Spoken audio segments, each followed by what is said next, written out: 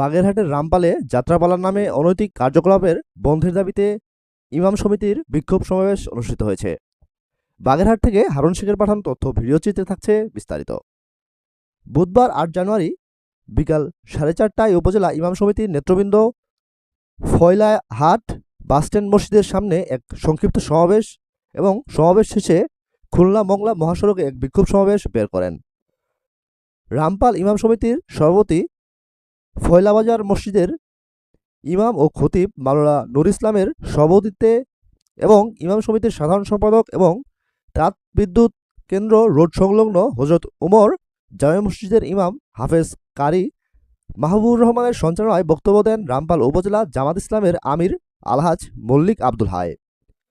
আরও উপস্থিত ছিলেন রাজনৈতিক নেতৃবৃন্দ সহ বিপুল সংখ্যক মানুষ। বক্তাগণ হুঁশিয়ারি উচ্চারণে বলেন, রামপালের মাটিতে কোনো প্রকার অনৈতিক কার্যকলাপ করতে দেওয়া হবে না।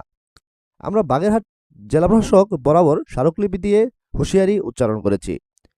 রামপাল প্রেস ক্লাব নামে একটি সংগঠন সভাপতি ফকির আতিয়ার রহমান ও তার দোসররা খুলনার জৈনিক ফারুক আনন্দ মেলান নামে যাত্রাপালার আয়োজন করে।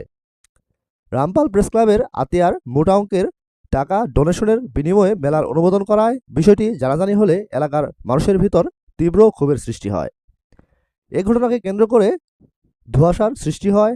এ সময় রিপোর্ট লেখা পর্যন্ত রামপালের তৌহিদি জনতার মধ্যে চরম উত্তেজনাকর পরিস্থিতি সৃষ্টি হয়েছে। আইনশৃঙ্খলা রক্ষাকারী বাহিনীর সদস্যরা অনাকাঙ্ক্ষিত পরিস্থিতি এড়াতে সতর্ক অবস্থানে রয়েছে বলে নিশ্চিত করেছেন রামপাল থানার ওসি মোহাম্মদ সেলিম রেজা।